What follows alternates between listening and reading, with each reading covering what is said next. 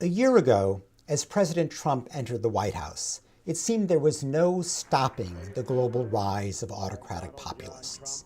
Around the world, political leaders were building support by demonizing minorities, attacking human rights principles, and undermining faith in democratic institutions. What's been remarkable in the last year is the enormous resistance to that agenda that has emerged. In various countries, political leaders, judges, journalists, activists, civic groups, and many members of the general public have all stood up to resist that populist agenda. Where that resistance has been strong, populist advances have been limited.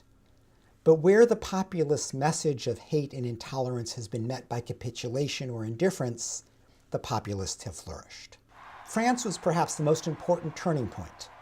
Emmanuel Macron showed that it was possible to beat overwhelmingly the National Front, not by emulating its messages of hate, as many other European politicians had done, but by standing up vigorously for democratic principles. In the United States, President Trump did enormous damage, but the popular resistance was able to limit that damage, particularly in his efforts to prevent Muslims from entering the United States, to prevent Americans from securing their right to health care, and in trying to block transgender people from serving in the US military.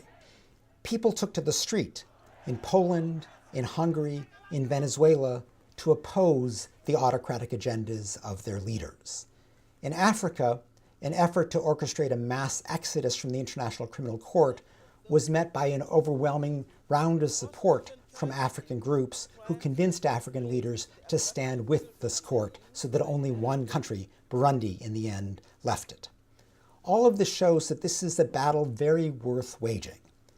But when there was no opposition, when domestic opposition was suppressed, when the international community showed indifference, it's in those moments that anti-rights leaders prevailed. In Turkey, President Erdogan decimated democracy because European countries were more concerned with enlisting his support and stopping the flow of refugees. In Egypt, President Sisi crushed dissent because most Western governments bought into his argument that he was providing stability. In China, the government proceeded with the most intense crackdown on dissent in a generation because most governments were more concerned with securing Chinese contracts.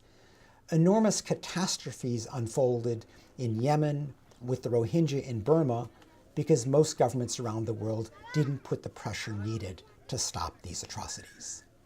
But all of this shows that there is a real struggle underway. There is a battle worth waging. What is needed now is engagement, not despair. A principled defense of human rights and democratic principles rather than capitulation to those who attack those principles.